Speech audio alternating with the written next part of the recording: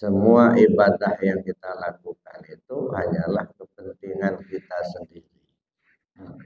Ya. Jadi kalau orang sayang kepada dirinya, itu pasti dia lakukan ibadah. Jadi kalau dia tidak beribadah, itu menunjukkan dia tidak sayang sama diri. Assalamualaikum warahmatullahi wabarakatuh. Alhamdulillahi Rabbil Alamin. Segala puji hanya milik Allah Subhanahu wa Ta'ala. Salawat serta salam semoga senantiasa tercurah kepada junjungan kita Nabi Muhammad Sallallahu Alaihi Wasallam beserta keluarga, sahabat, dan umatnya hingga akhir zaman. Sahabat sekalian yang dirahmati Allah, selamat datang di channel Al-Insan. Channel ini hadir sebagai wadah untuk kita bersama-sama menimba ilmu, mendengarkan ceramah Abuya Dr. Kiai Haji Muhammad Rusfi, serta mengambil hikmah dari ajaran Islam yang penuh rahmat. Harapan kami, semoga melalui kajian dan nasihat yang disampaikan di sini dapat menambah keimanan, memperluas wawasan, serta menjadi pengingat dalam kehidupan sehari-hari. Dan sesuai dengan jadwal yang dibuat oleh pengurus, bahwa pagi hari ini kepada saya diberi waktu untuk menyampaikan tausiah kajian subuh. Pada kesempatan ini kita melihat ayat yang sudah saya baca di awal tadi. Allah Ta'ala berfirman, "Wa ma khalaqtul jinna wal insa illa liya'budun." Ay liya'rifuni. Man lam ya'rifhu fa kaifa ya'budhu. Tidaklah aku ciptakan jin dan manusia melainkan supaya mereka mengenal aku. Yang sering kita dengar itu yang menyembah aku. Tapi di sini disebutkan ay liya'rifuni. Maksudnya ya'buduni itu artinya ya'rifuni, mengenal aku. Man lam ya'rifu fa kaifa ya'bud. Siapa orang yang tidak mengenalnya, bagaimana mungkin dia akan menyembahnya? Fal ma'rifatu innama tahsulu bi kasfil hijabin an hujubin nafsi. Ma'rifat itu hanya dapat dicapai dengan membuka tabir penutup dari tutupan-tutupan nafsu, an mir'atil qalbi, dari cermin hati, bitasfiyatiha, dengan cara membersihkannya. Fayara fiha jamal kanzil mafi, maka dengan cermin hati yang bersih itu akan terlihatlah keagungan Allah Subhanahu wa Ta'ala yang tersembunyi di dalam yasiril lubil qalbi, pada rahasia kedalaman hati. Di dalam hadis kursi Allah berfirman, "Kuntu kanzan mafiyah." Aku tersembunyi, perbendaharaan yang tersembunyi. Fa'ahbabtu an u'rafa, aku senang untuk dikenali. Khalaqtul khalqa likai u'rafa, maka aku jadikanlah makhluk ini supaya mereka mengenal aku. Bapak Ibu yang saya hormati, ini yang akan kita coba bahas pada pagi hari ini. Mengenal Allah. Ada satu istilah anak muda, tak kenal maka tak tahu, tak tahu maka tak cinta. Kalau kita tidak mengenal, bagaimana kita akan mengetahuinya? Kalau kita tidak tahu, maka akan sulit kita untuk mencintainya. Allah itu bukan ditakuti, tapi dicintai. Makanya kita selalu minta dalam doa munajat, Ilahi anta maksudi wa ridhoka matlubi, a'tini mahabbataka wa ma'rifataka. Ya Allah, Engkaulah yang kutuju, ridhamu yang kuharapkan. Berilah aku ma'rifah dan mahabbah. Jadi ini doa munajat ini ada dua ikrar, ada dua permintaan. Ikrarnya, Ilahi anta maksudi wa ridhoka matlubi. Ya Allah, Kau yang kutuju, ridhamu yang a'tini mahabbataka wa ma'rifataka. Berilah aku rasa mahabbah dan ma'rifat. Ini bukan lagu wajib Bapak Ibu. Ya. Ini doa munajat, harapan, arah dari semua amalan. Ya. Ilahi anta maksudi. Ya Allah, Engkau saja yang tuju. Jadi apapun yang kita perbuat, sasarannya tuju Allah. Tidak nuju-nuju yang lain. Dalam bahasa lain selalu kita sebut lillahi ta'ala. Salat kita lillahi ta'ala. Karena Allah. Puasa kita karena Allah. Sedekah kita karena Allah. Haji kita karena Allah. Nah begitulah semua. Itu dalam konteks ibadah makhluk. Misalnya sholat, puasa, zakat, haji. Itu karena Allah. Dalam sholat juga kita kalau dilapaskan niatnya usolli fadl bi salasa raka'atin mustaqbil qiblati adaan lillahi ta'ala. Begitu juga kalau sholat subuh, sholli fadl subhi raka'ataini mustaqbil qiblati adaan lillahi ta'ala. Selalu saja lillahi ta'ala. Karena Allah. Tapi bagaimana kita memahami karena Allah itu? Apa karena diperintah Allah? Apa karena diwajibkan Allah? Atau apa maksudnya? Nah, ini yang kadang-kadang kita jarang kita kaji. Ya, sering kita dengar kalau di tingkat syariat ya karena diperintahkan Allah. Memangnya kalau nggak diperintah kita tidak melaksanakan. Apa pentingnya bagi Allah? Allah tidak butuh sholat kita. Allah nggak butuh ibadah kita. Ya, seumur hidup kita beribadah, Allah nggak butuh. Nggak pernah ibadah kita sama Allah, Allah juga nggak rugi. Jadi Allah itu tidak membutuhkan ibadah yang kita lakukan. Allah tidak membutuhkan manfaat dari hukum yang Dia tetapkan. Ini wajib, ini sunat bagi hamba. Apa ada untungnya bagi Allah? Allah nggak butuh itu. Jadi semua ibadah yang kita lakukan itu hanyalah kepentingan kita sendiri. Ya. Jadi kalau orang sayang kepada dirinya, itu pasti dia lakukan ibadah. Jadi kalau dia tidak beribadah, itu menunjukkan dia tidak sayang sama dirinya. Ya. Secara hakikat ya. Mungkin kalau ditanya tetap saja semua orang pasti menjawab saya sayang sama diri. Buktinya perlu saja kita sudah sibuk cari obat supaya sembuh. Biarlah hartanya habis, yang penting sehat. Itu kan menunjukkan dia sayang pada dirinya. Tapi diri yang mana dulu? Nah, diri yang jasad. Ya. Tapi kadang-kadang diri kita yang batin dan kita abaikan. Padahal sebenarnya diri kita yang sebenarnya yang batin itu. Kalau jasad ini kan tidak ubahnya seperti baju. Atau casingnya saja, otaknya saja. Maka jasad ini ya boleh dibilang pakaian. Kalau siapa Al-Halad ya, mengatakan Allah ada pada jubahku katanya. Jubah maksud itu bukan jubah dari kain. Ya, jubah itu jasad. Nah ini jasad ini bisa disebut kuburan. Nah, kuburan berjalan ya ini jasad ini. Kuburan berjalan. Karena diri kita lagi terkubur di sini. Nah, makanya kalau kita mengantarkan jenazah ke kuburan, biasanya kalau sudah selesai ditimbun, itu kadang-kadang kembang pun sudah ditaburkan. Ada seorang ustadz yang duduk membacakan talqin mayat.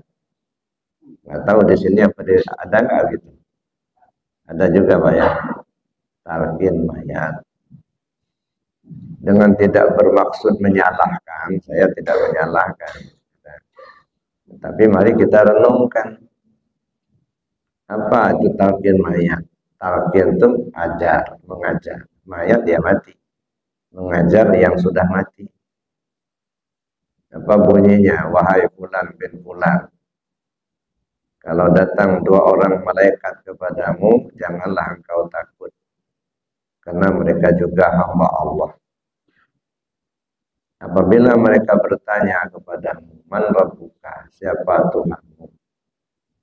Wa man nabiyuka, siapa nabimu? Kemana kiblatmu? Siapa imammu? Siapa saudara-saudara? Jawablah dengan lisan yang fasih. Allah Tuhanku, Muhammad nabiku, Al-Quran imamku, Baitullah kiblatku, kaum muslimin muslimat saudara-saudara. Kapan itu disampaikan? Ketika mayat sudah dikubur, sudah ditimbun, ya, baru diajarin. Nah, lagi-lagi saya katakan dengan tidak bermaksud menyalahkan, tapi kita renungkan. Masih hidup aja diajarin susah-susah benar pahamnya. Lagi hidup Pak, susah apa? Ini udah mati baru diajar. Salahkah itu? Enggak salah. Karena syariat itu pasti ada isi. Setiap syariat itu pasti ada isi. Kalau kita mengerjakan syariat tidak tahu isinya, ya cuma kulit doang. Ya. Jadi diajarkan itu mayat yang ada di kubur. Mana mayat? Ya. Hati yang sudah tidak ingat lagi ke Allah itu mayat. Hati yang mati itu mayat. Di dalam hadis ini disebutkan oleh Rasulullah SAW, ya, bahwa ya ini Zakirullah ta'ala fil ghafilin kasyajratil hadra fi wasatatil hasyim. Orang-orang yang berzikir kepada Allah, orang-orang yang hatinya ingat kepada Allah, duduk bermajlis di tengah-tengah orang-orang yang lalai hatinya, tidak zikir. Ya. Kasyajratil hadra, laksana pohon yang rindang, tumbuh di tengah-tengah pohon-pohon kering di dalam semak belukar. Itu satu. Jadi orang-orang yang hatinya zikir, duduk bermajlis di tengah-tengah orang yang hatinya tidak zikir kepada Allah, tidak ubahnya seperti pohon yang rindang, yang hijau, yang subur, hidup di tengah-tengah pohon-pohon kering yang diselubungi semak-semak belukar. Satu. Ya. Kemudian Nabi SAW mengatakan Zakirullah ta'ala fil ghafilin kal hayyi bainal amwat. Orang-orang yang berzikir kepada Allah, artinya orang-orang yang hatinya hidup dengan ingatnya kepada Allah, duduk bermajlis di tengah-tengah orang-orang yang hatinya lalai, tidak ingat kepada Allah, kal hayyi bainal amwat. Tidak ubahnya seperti orang hidup di tengah gelimpangan mayat. Nah, jadi yang mati itu hati yang mati. Yang sudah dikubur, mana kuburan ini? Kuburan. Yang di dalam jasad ini kuburan. Jadi artinya ini isyarat. Ya. Maka saya bilang tadi tidak bermaksud menyalahkan, itu syariatnya. Ya, i'tibarnya supaya orang paham. Jadi mayat yang sedang sudah terkubur itu talkinin, ajarkan.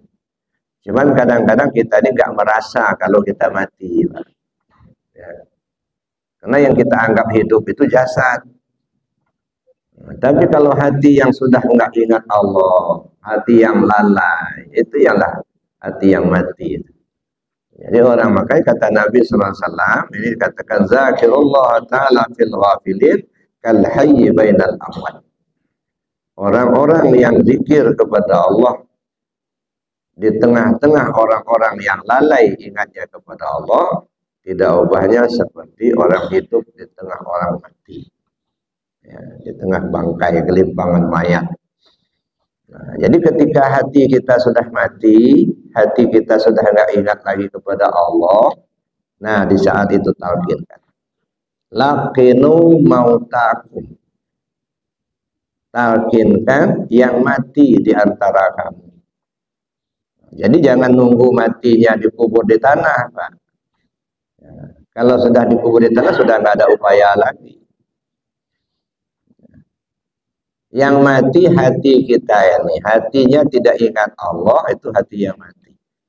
Laqinu mautakum, talqinkan yang sudah mati itu. Biqauli la ilaha illallah. Dengan kalimat la ilaha illallah. Supaya hidup. Maka orang-orang yang jasadnya hidup tetapi hatinya mati, nah ini yang berbahaya, Pak. Ya. Jasadnya hidup, coba hatinya mati. Bisa korupsi triliunan, Pak. Gara-gara hatinya mati, nggak ingat Allah, korupsi, jadi koruptor. Ya, sumbangan untuk bansos diambil pula itu. Kenapa? Karena hati mati. Hati yang mati dia maling, dia judi, dia membunuh. Nggak ada peri kemanusiaan, dimutilasi lagi. Gara-gara hati yang mati. Makanya berbahaya, badannya hidup, hati mati. Nah ini yang bahaya. Nah, mendingan badannya mati tapi hati hidup. Badannya mati, cuman hatinya hidup. Ya. Iblis takut itu. Jadi iblis itu lebih takut orang yang badannya mati tapi hatinya hidup ketimbang badannya hidup tapi hatinya mati. Kan ada satu riwayat, Pak. Jadi Nabi itu masuk masjid. Di pintu masjid itu duduklah seorang laki-laki. Ditegur sama Rasul. Masuk, kalau nggak keluar, jangan duduk di pintu. Mendengar ada suara, laki-laki itu noleh. Rupanya Rasul. Laki-laki itu ngomong, ya Muhammad, ada apa? Saya ini iblis. Iblis? Iya. Kenapa kamu duduk di pintu? Dari tadi saya kepingin mengganggu, menggoda orang yang sedang sholat itu. Cuman terus terang saya takut sama yang lagi tidur di sampingnya. Nah, kata Nabi, kamu takut sama orang tidur, tapi nggak takut sama orang lagi sholat. Kenapa? Kata laki-laki ini, ya Muhammad, kalau yang tidur itu badannya saja yang terbujur, tapi hatinya hidup dengan zikir kepada Allah. Saya takut nggak bisa dekat. Kalau dekat saya hancur saya. Tapi kalau yang sholat itu, badannya saja yang tunggang-tunggi itu. Hatinya kemana-mana. Nah ini makanan saya. Cuman saya nggak berani menggoda dia, karena ada orang lagi tidur di sampingnya. Masya Allah.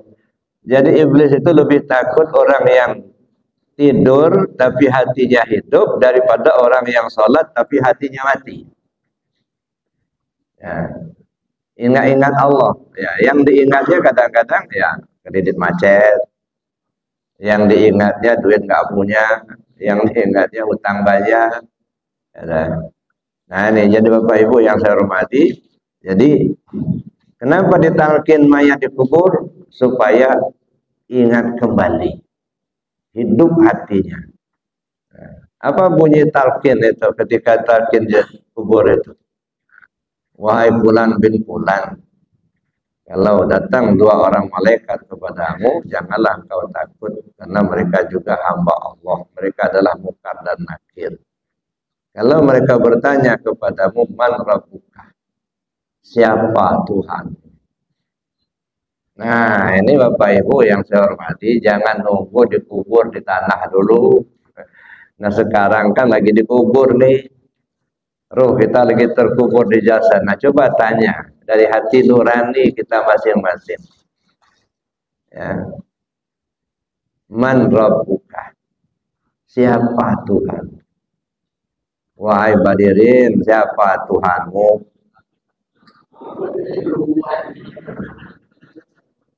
Jawab dengan lisan yang fasih. Lisan yang pasti kalau dipikir-pikir mayat ada dikubur gimana ngejawabnya lagi? Lidah sudah keluh. Ya, kan?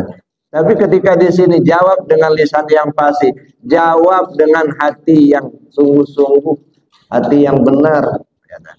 Jawab dengan hati nurani. Coba akal kita bertanya ke diri kita. Kita kan punya akal, ada nafsu, Pak. Ya.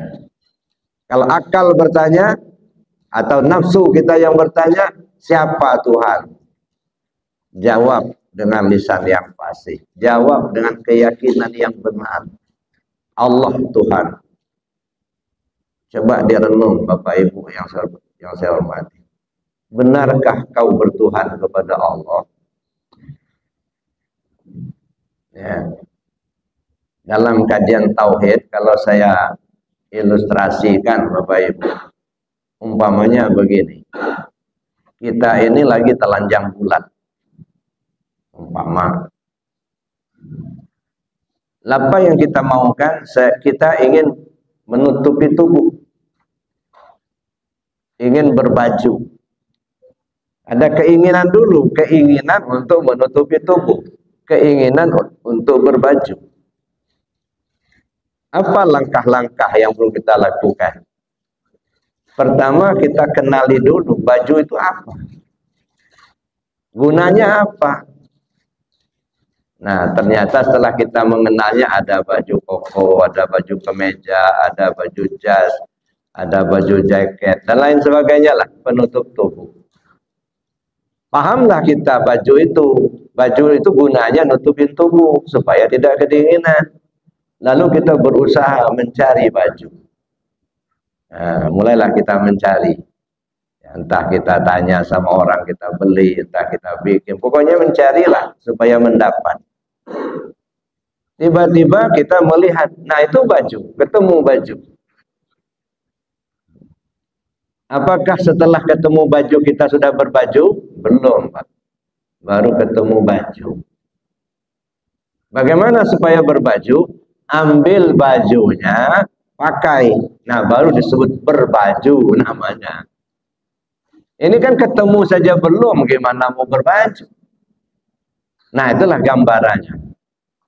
Kita ingin bertuhan. Sudahkah kita bertuhan kepada Allah?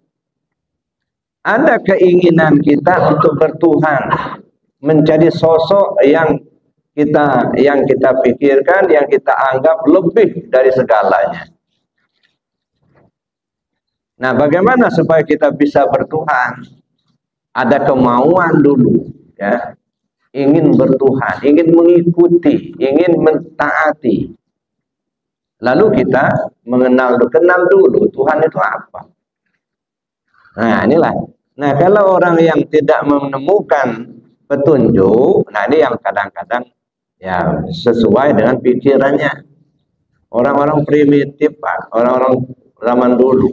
Ya, walaupun dia tidak bertuhan kepada Allah, kadang-kadang tidak beragama, pasti di dalam hatinya yakin ada kekuatan di luar dirinya. Hidup di daerah agraris, mereka ingin bercocok tanam.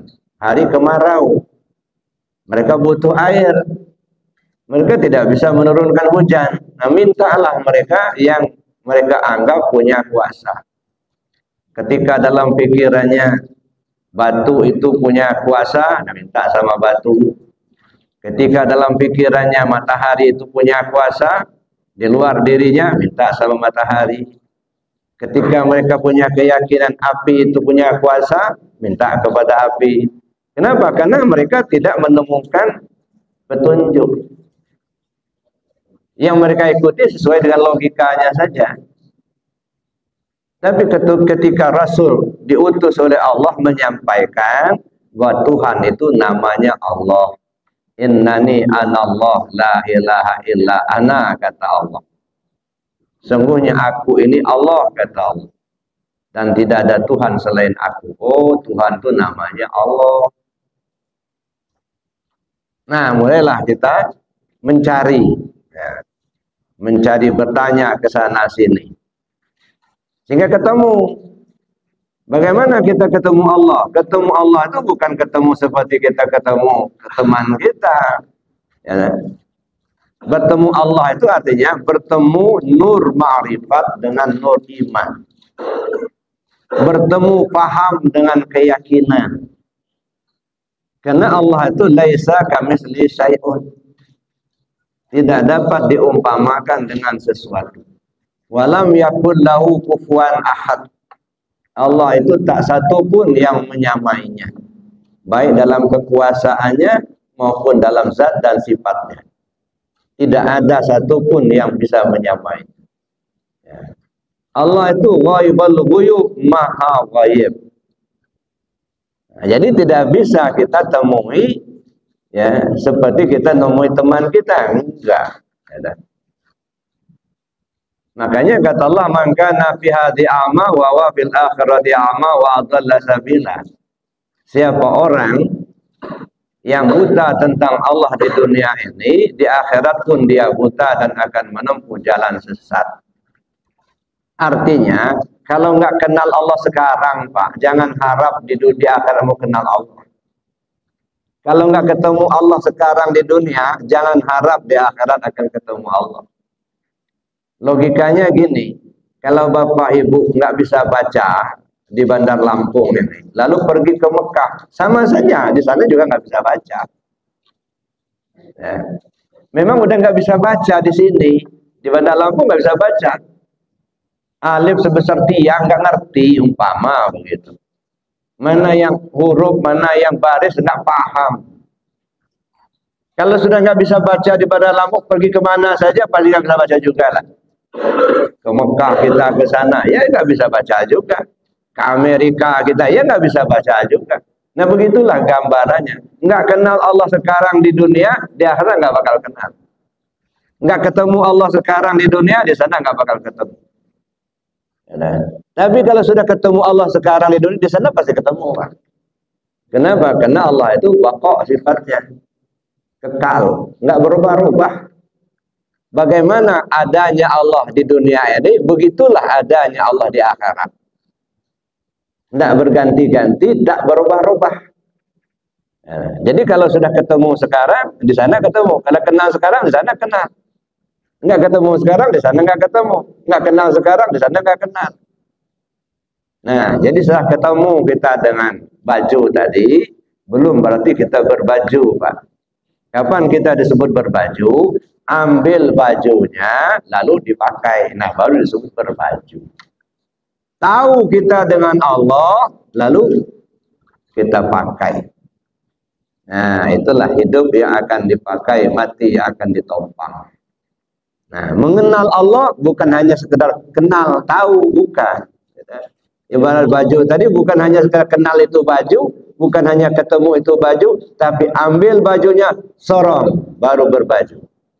Kenal Allah, pahami Allah, lalu hilangkan dirimu, yang ada hanya Allah semata. Pakai. Sekarang di dunia ini.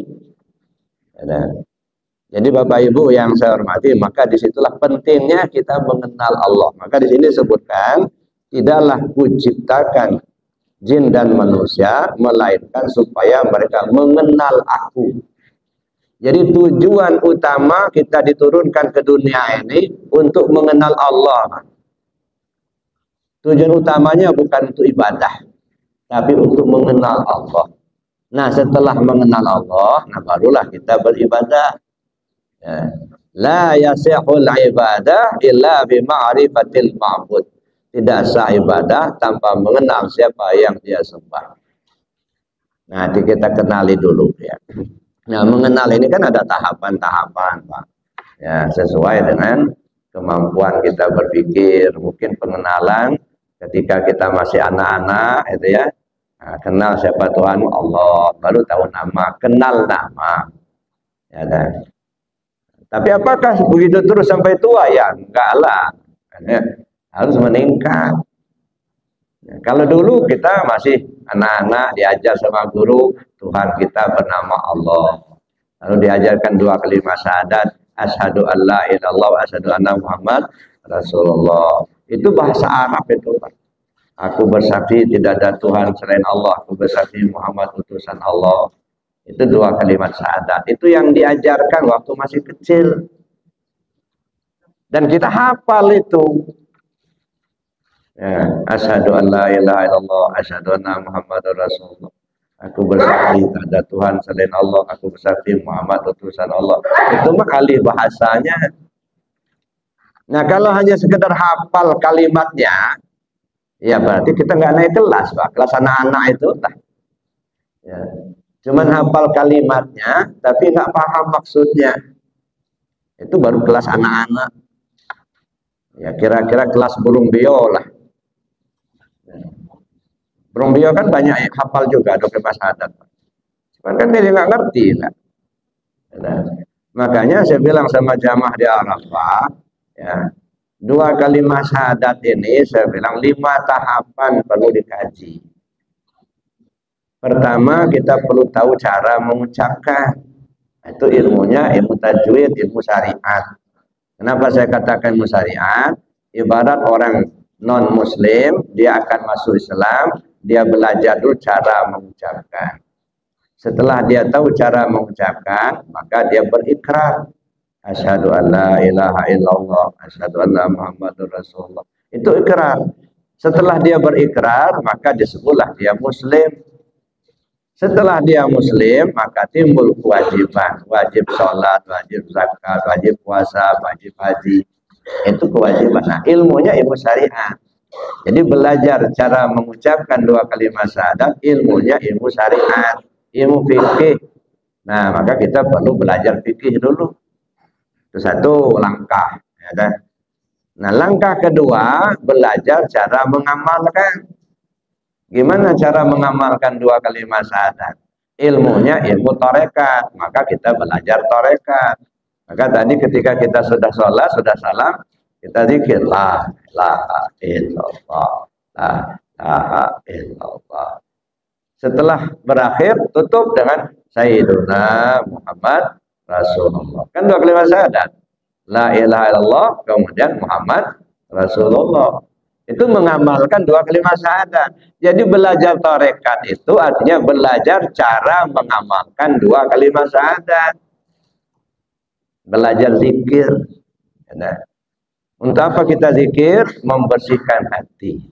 Likulli syai'in siqalah wa siqalatul qalbi zikrullah. Segala sesuatu ada alat pembersih. Pembersih hati itu zikir kepada Allah. Jadi belajar tarekat, belajar zikir, belajar membersihkan hati.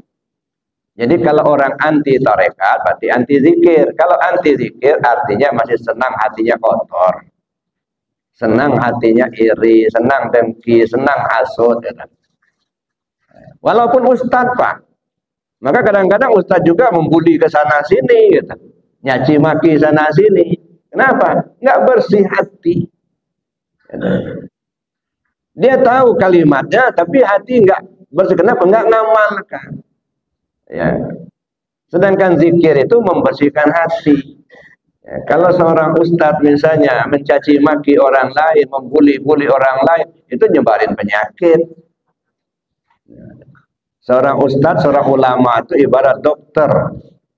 Dokter rohani, maka dia perlu mengobati penyakit-penyakit yang ada pada masyarakat. Nah, kalau dia sedang nyebar-nyebarkan penyakit, nah, bukan dokter namanya. Nah, kenapa? Karena itu tadi, hati tidak bersih. Nah, oleh karena itu tugas kita, Bapak Ibu, membersihkan cermin hati. Ya, kenapa kita harus bersihkan? Ya, supaya nampak jelas siapa yang ada dalam cermin hati tadi. Kayak kita apa namanya,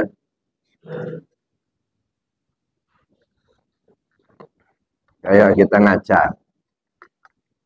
Kalau Bapak Ibu ngaca, yang dipandang apa? Cermin kan? Nah, yang dipandang cermin. Yang dilihat apa, Pak? Yang dilihat apa? Wajah kita. Ya. Bukan. Yang kelihatan itu bukan wajah kita, Pak. bayangan wajah kita.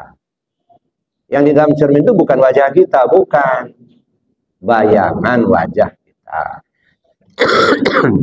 Jadi yang dipandang cermin, yang dilihat bayangan wajah kita. Ya. Tapi meskipun kita melihat bayangan wajah kita, serasa-rasa melihat wajah kita. Makanya ibu-ibu kalau bersolek nggak pernah salah. Ya. Mana yang mau dimerahin, mana mau yang dibedakin. Nah, kenapa? Melihat bayangan wajah di dalam cermin sama seperti melihat wajah kita yang asli. Melihat nur Allah sama dengan melihat Allah. Melihat sifat Allah sama dengan melihat zat Allah. Nah, itulah gambarannya. Nah, tapi ketika kita memandang cermin, terlihat bayangan wajah di dalam cermin, maka seolah-olah cermin sudah tidak lagi terlihat. Nah, fokus melihat bayangan wajah di dalam cermin, sampai-sampai cermin pun sudah tak terlihat lagi. Yang terlihat bayangan wajah itulah.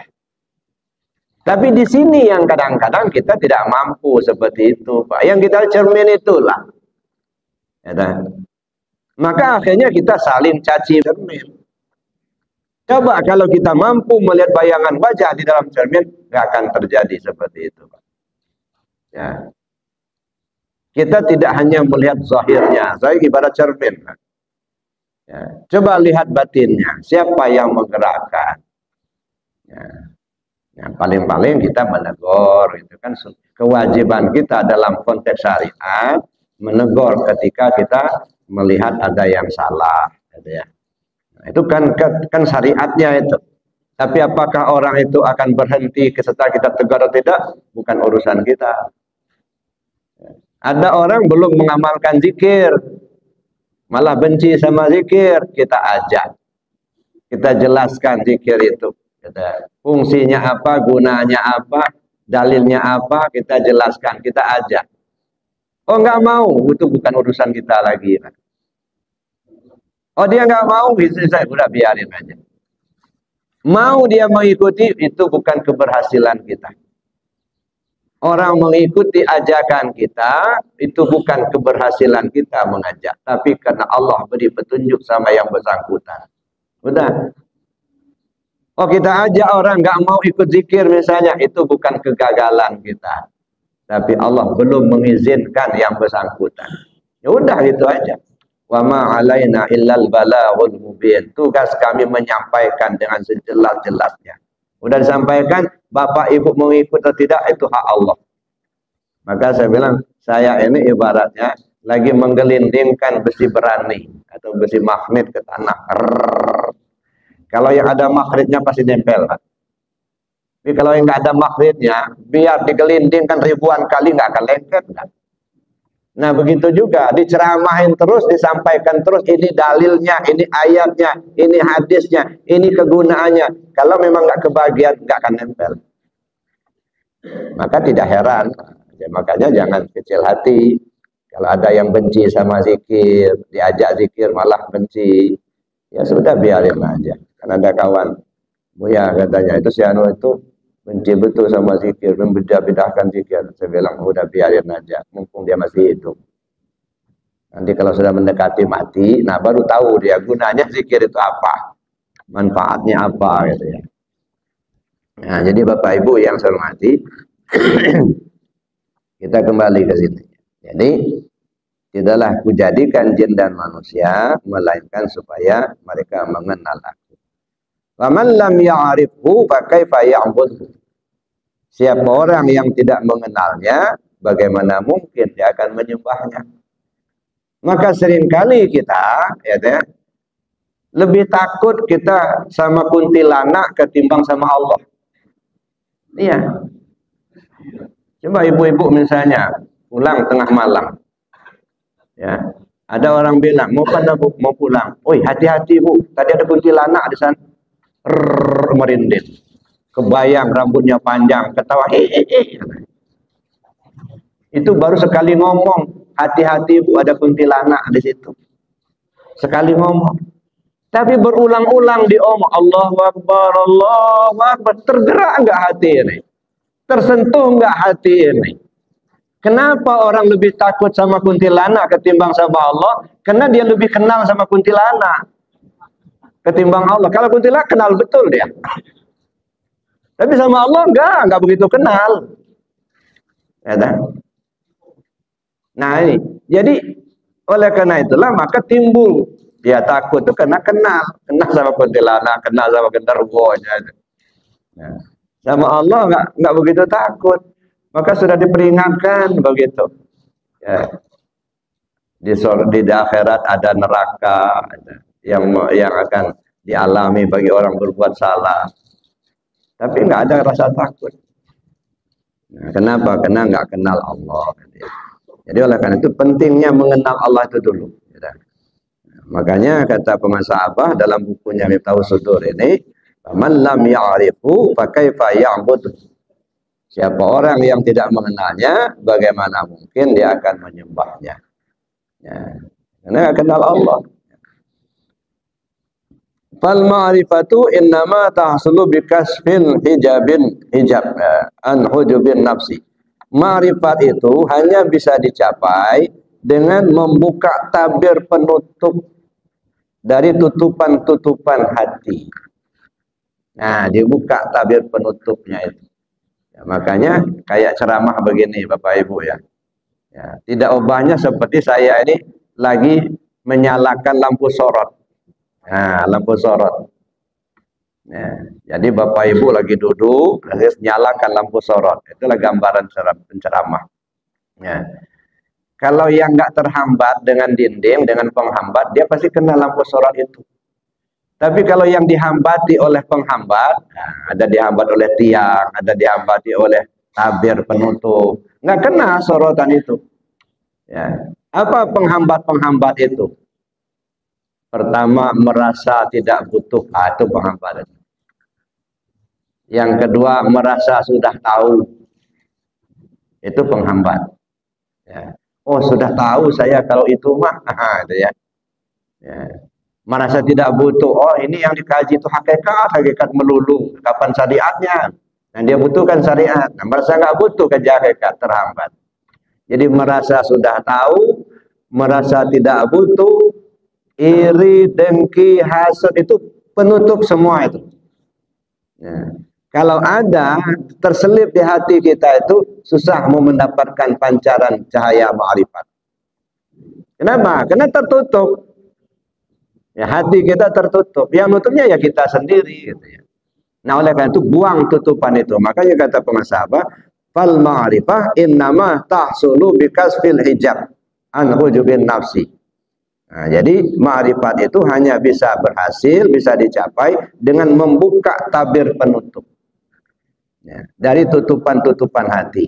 An mir'atil qalbi, dari cermin hati. Caranya bagaimana? Bitasfiyatiha, dengan cara membersihkannya. Nah, dibersihkan cermin hati tadi supaya jelas ya, sehingga tabir penutupnya hilang. Tidak merasa kita yang tahu itu Allah. Tidak merasa kita yang pintar itu Allah. Nah, jadi kita tidak menutup hati kita. Ya, insya Allah itu akan masuk pancaran cahaya ma'rifatnya kepada Allah. Ya, dengan cara kita membersihkan hati. Membersihkan hati itu pakai zikir la ilaha illallah. Nah, zikir ini kan banyak apa? Salat zikir, puasa zikir, zakat zikir, baca Quran zikir. Nah, dari sekian banyak model zikir, afdhalul zikir fa'lam annahu la ilaha illallah. Dan itu sudah sering kita sebut ketika riungan, afdhalul zikir fa'lam annahu la ilaha illallah. Nah, cuman kadang-kadang kita hanya bisa nyebut tapi tidak sampai memahami. Zikir yang paling afdal itu fa'lam, ketahuilah.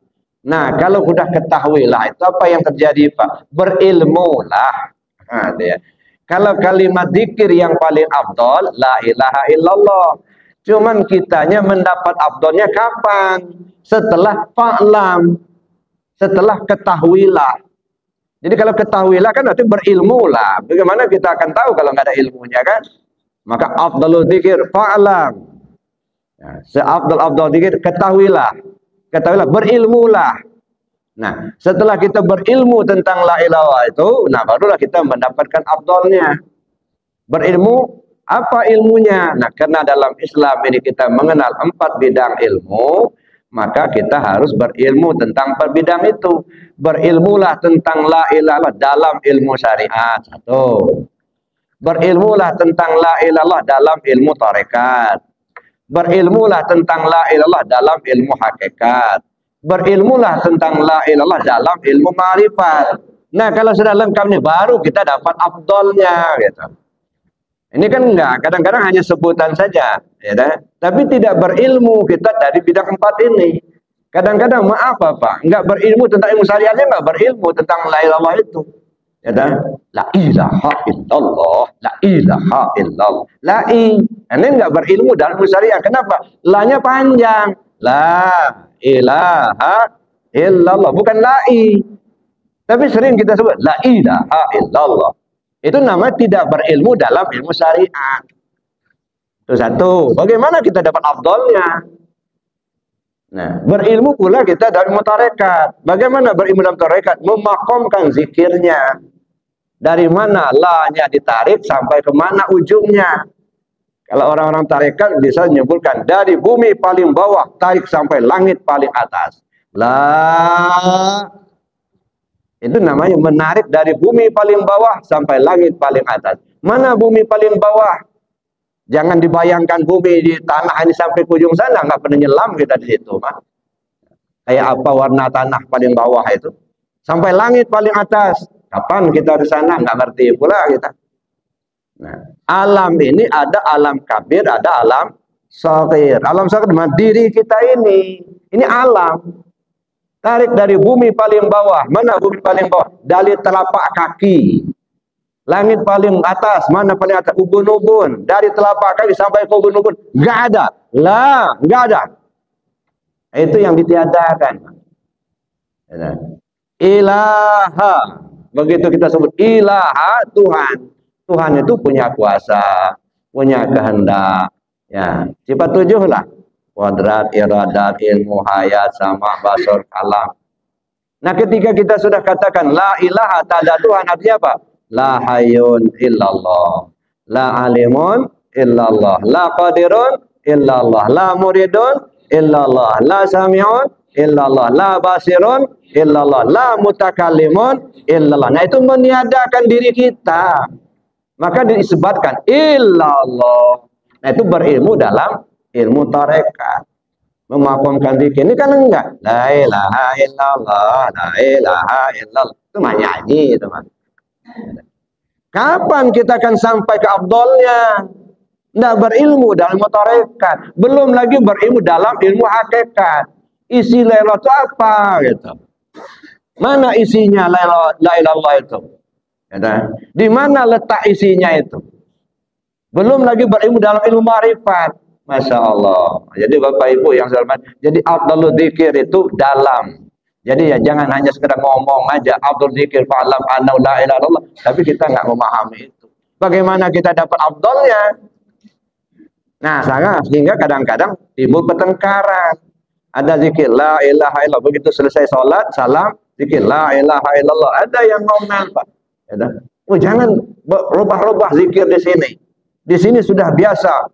Kalau sudah salah itu subhanallah, subhanallah, alhamdulillah, alhamdulillah, Allah akbar, Allah akbar. Jangan dirubah-rubah. Masa zikir la ilaha illallah terus? Nah, itu. Kenapa? Enggak paham. Ya, ini namanya zikir ma'sur. Subhanallah, subhanallah. Maha suci Allah, maha suci Allah. Kan itu bahasanya kan gitu. Apakah ketika kita tidak menyebut subhanallah, Allah itu tidak maha suci? Ya enggak, tetap saja Allah maha suci. Kenapa kita banyak-banyak sebut subhanallah? Untuk menyadarkan kita yang suci itu Allah, bukan kita. Subhanallah, subhanallah, subhanallah, ya Allah kau yang suci, aku yang kotor, kan begitu. Ngaku kita kalau yang suci itu Allah, yang kita ini kotor. Sedangkan kita akan kembali kepada Allah yang maha suci. Allah yang maha suci tidak menerima kecuali yang suci juga. Maka berarti kita harus berusaha mensucikan diri kita. Nah, mulailah kita mencari guru, kita bertanya, kita belajar, akhirnya mendapat. Setelah mendapat, alhamdulillah, alhamdulillah, alhamdulillah, alhamdulillah, udah dapat. Kalau sudah tahu, sudah dapat, apa yang kita kerjakan? Laksanakan. Allahu Akbar, Allahu Akbar, Allahu Akbar. Namanya tahalli, dan tajalli. Ini terhimpun dalam kalimat la ilaha illallah, sama. Cuma saja bedanya kalau zikir masyhur itu ibarat jalan biasa, Pak. Ya. Tapi kalau la ilaha illallah ibarat jalan tol. Nah, langsung la ilaha illallah. Kalau memang ada jalan tol, ngapain pakai jalan biasa? Kalau pakai pesawat kan lebih cepat. Kenapa pakai sepeda? Ini kan enggak milih pakai sepeda, ya. Ya, tapi nggak bisa kita salahkan juga. Mungkin dia cari keringat kan gitu. Ya, kalau goes kan dapat keringat. Gitu. Nah, jadi begitu, Pak. Ibu yang saya hormati, pentingnya kita untuk mengenal Allah tadi, ya dengan cara kita menghilangkan tutupan-tutupan cermin hati kita dengan cara kita melaksanakan zikir. Saya kira demikian Bapak Ibu materinya pagi ini. Nah, mungkin bisa kita diskusikan kalau masih ada yang perlu diskusikan. Sementara saya akhiri dulu. Assalamualaikum warahmatullahi wabarakatuh. Sekalian, setelah melihat paparan mungkin ada yang mendalami apa yang kita silakan untuk bertanya. Silakan.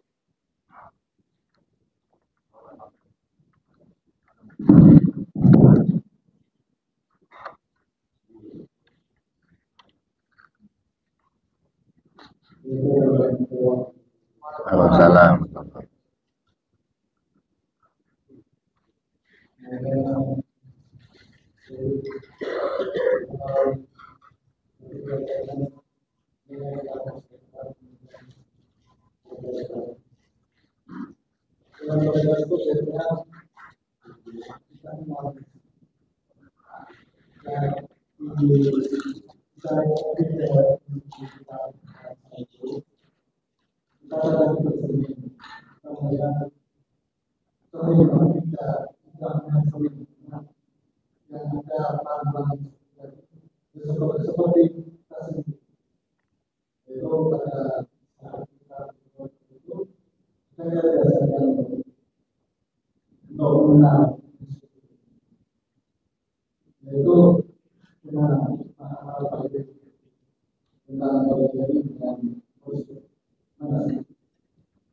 Apa gimana ya? Coba nggak usah pakai mic, nggak usah pakai mic, Pak.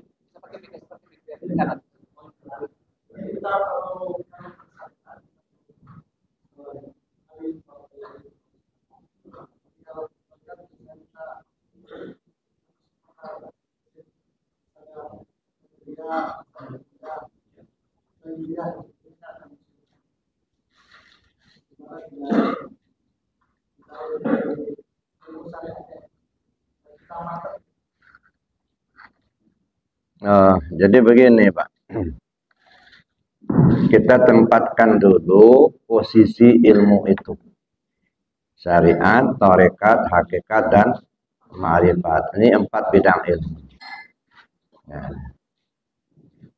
Kenapa 4 bidang ilmu? 4 bidang ilmu ini turunan daripada Islam, iman, dan ihsan. Islam itu diturunkan dalam bidang ilmu disebut ilmu syariat. Iman itu diturunkan dalam bidang ilmu namanya ilmu hakikat. Sedangkan ihsan itu diturunkan dalam bidang ilmu namanya ilmu tasawuf. Ilmu tasawuf itu ada 2 macam. Ada tasawuf amali namanya ilmu tarekat. Ada tasawuf nazari namanya ilmu ma'rifat. Nah, sehingga ilmu dalam Islam itu kita mengenal syariat, tarekat, hakikat, dan ma'rifat. Kenapa harus 4?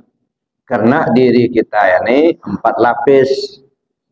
Ya, ada tubuh, ada hati, ada nyawa, ada rahasia diri. Nah, semua kita punya 4 lapis diri. Ya, tubuh, hati, nyawa, dan rahasia. Nah, membina 4 lapis diri ini pakai ilmu yang 4 macam itu.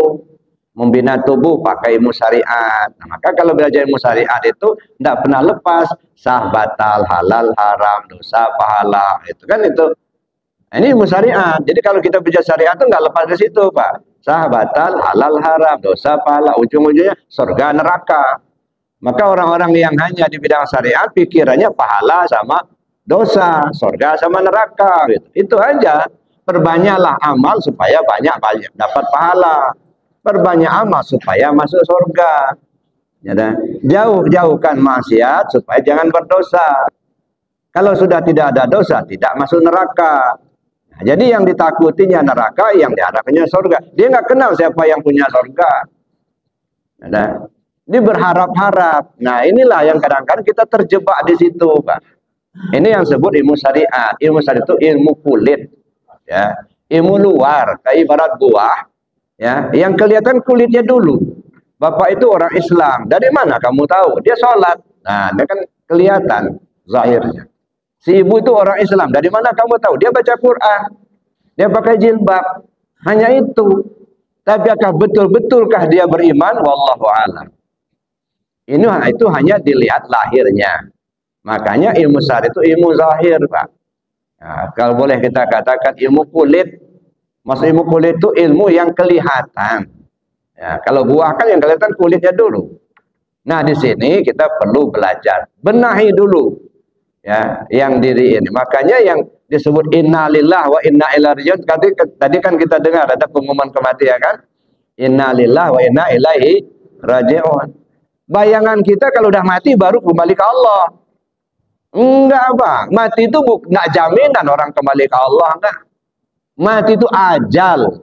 Batas waktu untuk kembali kepada Allah. Nah, kapan kita kembali ke Allah? Ya sebelum ajal tiba, sebelum kematian datang. Kalau sampai ajal tiba kita tidak kembali ke Allah, sampai akhirat enggak bakal balik. Ya, nauzubillah. Jadi yang kembali ke Allah itu mana? Yang 4 inilah. Maka saya katakan yang kembali ke Allah sebelum ajal tiba. Tubuh kembali ke Allah, hati kembali ke Allah, nyawa kembali ke Allah, rahasia diri kembali ke Allah. Nah, kalau 4 ini sudah kembali ke Allah semua aman, Pak. Ini kan kadang-kadang tubuh aja belum balik. Tubuh kembali ke Allah maksudnya apa? Aktivitas dalam keseharian mengacu kepada aturan Allah dan Rasul. Itulah ilmu syariat. Yang halal ambil, yang haram buang. Perintah laksanakan, larangan tinggalkan. Kalau itu sudah kita lakukan dalam kehidupan keseharian, ini namanya tubuh yang sudah kembali ke Allah. Alhamdulillah satu dimensi berhasil. Tinggal lanjutkan, pertahankan. Nah, ini namanya ilmu syariat. Makanya orang tua kita selesaikan syariatnya dulu. Maksudnya apa? Jalanin dulu aturan-aturan syariat. Ini mau belajar tarekat tapi kerjanya nggak pernah sholat. Mau belajar hakikat tapi maling melulu. Damar orang deh maling malam-malam. Katanya belajar hakikat. Ya gimana mau selesai? Syariat aja belum beres. Jadi maksudnya syariat itu bereskan dulu syariat. Atur tubuh itu supaya mengikuti aturan Allah dan Rasul. Yang halal ambil, yang haram buang. Perintah jalankan, larangan tinggalkan. Itu dulu. Kalau itu sudah kita laksanakan, lanjut yang kedua, hati kembali ke Allah. Nah, ini tarekat ini. Jadi ilmunya ilmu tarekat. Jadi belajar tarekat itu supaya hati kembali ke Allah. Hati itu bukan milik kita, Pak. Hati itu milik Allah. Dan hati kita ini disebut dengan Baitullah, rumahnya Allah. Kenapa disebut Baitullah? Karena dengan hati itulah kita bisa audiensi dengan Allah. Nah, di hati itulah. Nah, hati ini milik Allah. Karena hati itu milik Allah, ya kembalikan ke Allah. Ini kan enggak. Hati itu serasa-rasa milik kita. Akhirnya apa? Kita penuhi semuanya dalam hati. Mobil masuk hati, jabatan masuk hati, sawah masuk hati, duit masuk hati. Remuk Pak hati itu. Nah, Makanya kadang-kadang kita nggak tenang hidup kita. Kenapa? Banyak isinya. Makanya kemarin itu ketika kita kena musibah corona, ya, penyakit corona kemarin itu, ya, apa yang dianjurkan? Stay at home, tinggal di rumah, jangan kemana-mana. Cuman di kita ini cuman pahamin nongkrong di rumah bata, nggak keluar-keluar rumah. Itu isyarat Pak, stay at home. Biarkan yang punya rumah yang nunggu rumahnya. Allah saja yang ada di hati kita itu baru kembali ke Allah. Ini kan enggak. Yang punya rumah nggak pernah di rumah. Yang isi rumah itu duit, jabatan, gitu. Itu yang isi rumah itu. Kredit macet, gitu. Masya Allah. Gitu. Judi online, itu isi rumah itu. Gimana nggak remuk hati itu. Gitu. Nah, makanya stay at home. Biarkan yang punya rumah yang tinggal di rumah itu. Jangan biarkan tamu-tamu yang datang, yang mengisinya itu. Kan ada ceritanya itu. Abu Nawas ini kedatangan murid. Bapak kenal sama Abu Nawas? Saya juga belum pernah ketemu. Nah, ceritanya. Jadi Abu Nawas ini kedatangan tamu. Tamu itu muridnya sendiri. Tuan Guru, ada apa? Itu di rumah saya banyak benar tamu. Kan rumah saya kecil. Sempit, gimana caranya Tuan Guru biar lapang? Gampang katanya. Kamu ke pasar beli bebek 2 lusin. Lepaskan di rumah. Tidur kalian sama tamu sama bebek itu. Ya kena murid patuh sama guru, pergi lari ke pasar. Belinya bebek 2 lusin. Malam-malam dilepasin. Ya udah, mana yang bebek, mana yang tamu tadi. Ya. Pagi-pagi lapor, sudah saya lakukan Tuan Guru. Gimana hasilnya? Tambah sempit katanya. Mana tamu memang sudah banyak, ini lepaskan bebek lagi. Gimana? Mau lapang? Tambah kambing. Beli lagi kambing 1 lusin, 15 ekor. Ya, murid yang patuh dibelinya kambing, lepasin di rumah itu. Begitu sudah dilepasin, nah tidur bersama bebek, kambing, tamu, tambah sempit. Besok pagi lapor pada gurunya. Tuan Guru, ada apa? Tambah sempit katanya. Mau lapang? Iya mau lapang. Nah, sekarang bebek kamu jual. Nah, sudah dijual, sudah. Sekarang tidur sama kambing, sama tamu. Nah, lapor besok paginya. Gimana ceritanya? Alhamdulillah tambah lapang. Nah, dibanding kemarin. Sekarang kambing kamu jual lagi. Udah dijual, begitu kambingnya tidur malamnya. Gimana? Tambah lapang, alhamdulillah Tuan Guru. Bertambah enggak rumah kamu? Ya enggak. Apa yang kamu bisa pahami? Kurangin isi rumah. Kurangi persoalan hidup yang masuk ke hati itu. Ya, biarlah satu aja yang nongkrong di situ. Yang punya rumah, Allah. Dia yang punya rumah. Singkirkan semua. Ya, yang jabatan, yang apa namanya, yang duit itu ya. Jadi Bapak Ibu yang saya hormati, nah itu kalau mau lapang hati. Jadi hati itu dibenahi dengan tarekat. Zikir. Ya. Kalau sudah dibenahi dengan tarekat, hati sudah kembali ke Allah. Apa maksudnya hati kembali ke Allah? Terpaut hati hanya kepada Allah semata. Nggak nyangkut lagi hati itu dengan apa dan siapa apa. Ya. Jabatan copot, los. Tadi juga nggak punya jabatan. Nggak gelisah enggak? Ini kan gelisah. Jabatnya dicopot, dukun dicari. Apa salah saya katanya. Mulai disantetnya pula atasannya. Nah, yang disalahkan orang lain. Nah, enggak nyerah, hatinya enggak kembali ke Allah. Coba kalau kembali ke Allah, tenang Pak. Ya. Bukan masalah adanya dan bukan masalah tiadanya. Misalnya jabatan tadi. Bukan kena adanya jabatan dan bukan kena tiada jabatan. Enggak itu yang dilihat. Kalau yang dia materinya pasti enggak tenang. Ketika dia dapat jabatan dia senang, ketika dicopot dia gelisah. Kenapa? Karena yang dilihatnya materi, jabatannya ada dan tidak. Coba lihat Allahnya. Ya. Kita dapat karena Allah yang menetapkan. Syukuri, bukan jabatannya, Allahnya yang dilihat. Ketika jabatan copot, enggak ada jabatan. Jangan enggak ada jabatan yang dilihat. Yang dilihat Allah menetapkan pada saat itu kita tidak lagi menduduki jabatan itu. Tenang. Ya, kenapa? Karena bukan materinya. Barang kita hilang misalnya. Dapat barang, senang kita. Hilang barang kita, gelisah. Kenapa? Karena yang dilihat materinya. Coba lihat yang menetapkan. Kita mendapatkan barang, bukan barangnya yang kita lihat, tapi Allah memberikan rezeki pada kita. Syukuri kepada Allah. Nah, ketika dia hilang, bukan gak ada barangnya yang kita lihat, tapi Allah menetapkan bahwa barang itu gak ada lagi sama kita. Ya sudah, ya dah. Gak ada kegelisahan. Dari Allah pulang ke Allah. Tadinya nggak ada dikasih, sekarang diambilnya sudah. Makanya Ayub alaihissalam ketika kambingnya habis itu, ya mati satu, datang iblis, Ayub, itu yang membunuh kambing-kambingmu itu Tuhan yang kamu sembah itulah. Ngapain nyembah Tuhan yang sudah ngambil kambing-kambing hartamu itu? Apa jawab Ayub alaihissalam? Alhamdulillah alladzi a'tini wa akhadha minni. Segala puji bagi Allah yang tadi dia kasihkan sama saya, sekarang diambilnya lagi. Ya sudah, memang punya dia. Nah, jadi begitu Pak. Jadi syariat ngatur tubuh, tarekat ngatur hati.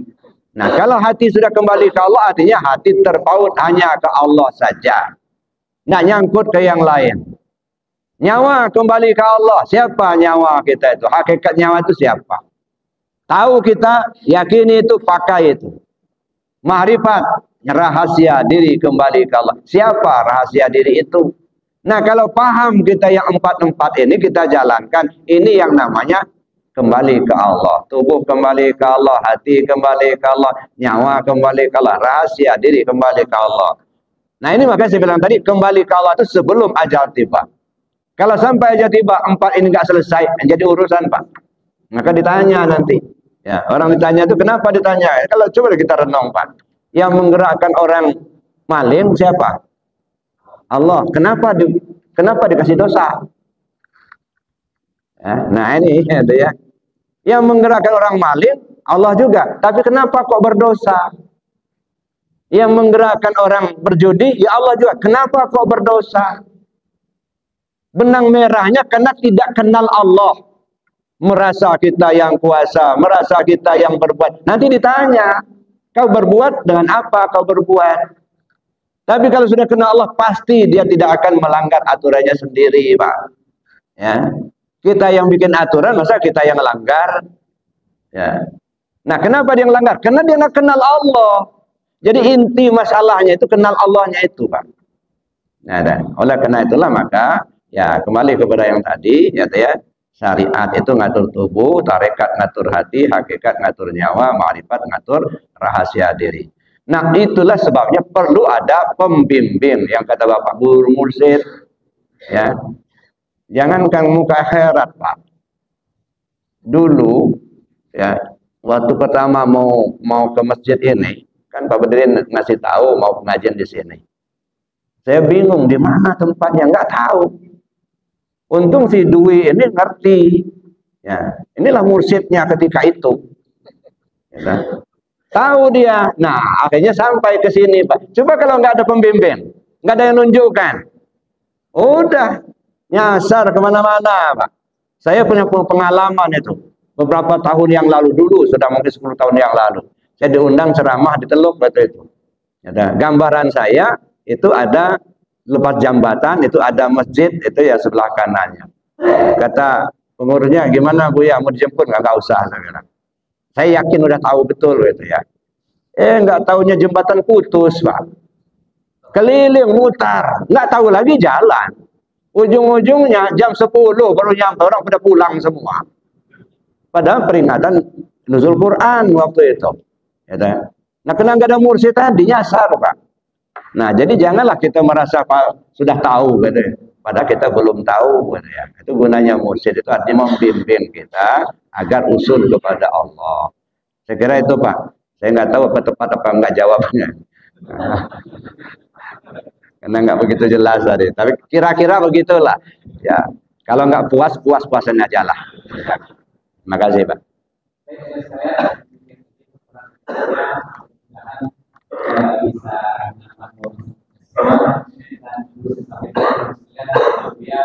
Bahwa saya selalu mengajak jemaah seperti ini, kita berpikir di Arafah. Artinya kita minta dibimbing doa syahadat itu. Nah, tapi belum ada yang jatuh gue ya. Ya apa-apa. Beberapa orangnya aja. Supaya maksud saya, supaya kita mengikhlaskan apa yang kita ucapkan, apa yang kita lakukan. Nah, saya selalu mengucapkan bahwasanya kemarin serapa, besok hari lain kita lakukan. Tidak sesuai dengan serapa dia kemarin. Tidak selalu saya katakan. Jadi sekalian saya berusaha mengajari salam kita dibimbing zikirnya itu. Tidak ada banyak sih. Penibaikan, tapi dibimbing. Karena mereka takut. Penibaikan ya.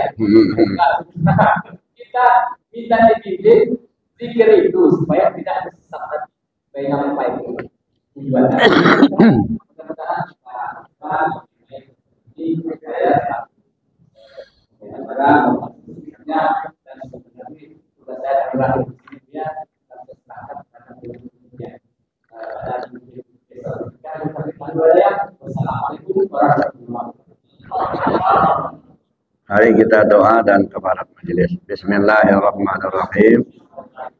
Allahumma inni astaudi'uka ma 'allamtani wardudu ilayya inda hajati ilaihi wa la tansani ya rabbal alamin.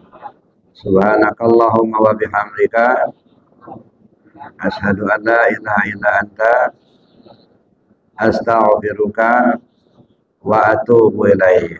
Assalamualaikum warahmatullahi wabarakatuh.